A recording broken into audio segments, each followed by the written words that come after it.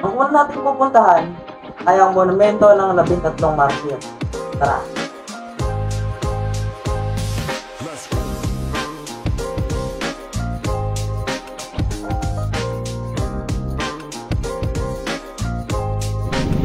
Hi guys, dito tayo ngayon sa monumento ng 13 martir.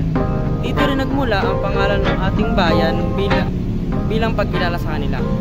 Ang 13 martir ay dinakip dahil sila ay pinaghinalaang nakipagsabwatan sa mga Katipunero noong panahon ng pag-aalsa noong Agosto 31, 1896, kung saan sila ay pinabaril at ng militar na lumiti sa kanila.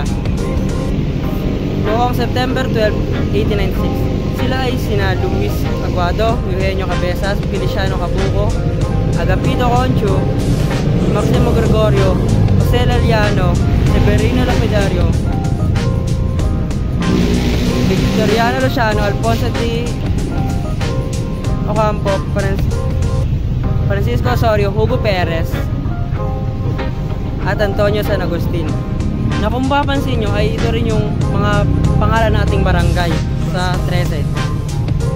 Ang 13 din ang isa sa pinakamalaking lugar sa Cavite, at ang dating pangalan nito ay Quinta or Quintana, na dating lugar din ng Tansa Cavite.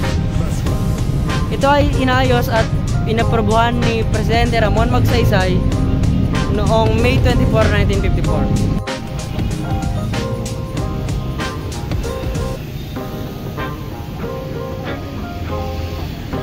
Ang sunod naman natin pupuntahan ay ang St. Jude Parish. Ito ang simbahan Katoliko at isa sa pinakalalaking simbahan sa Tres. Dito makikita nyo na napakaraming taong nagsimba sa araw na ito dahil ito ay linggo.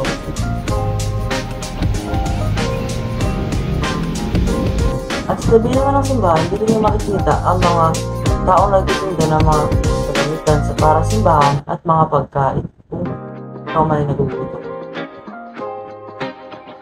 Sari-sari ang mga pagkain dito katulad mga kakanin at iba pa.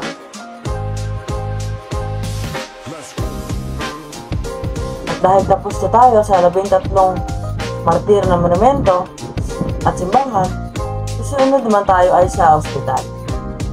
Tara!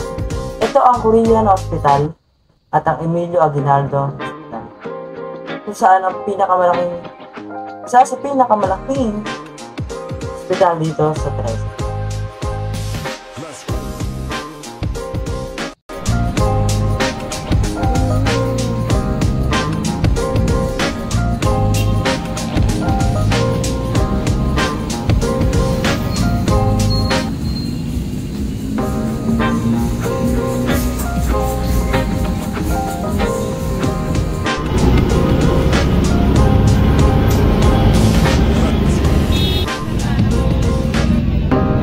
Dahil magagabi na, ang ating huling destination ay ang sikat na night market dito sa Tres.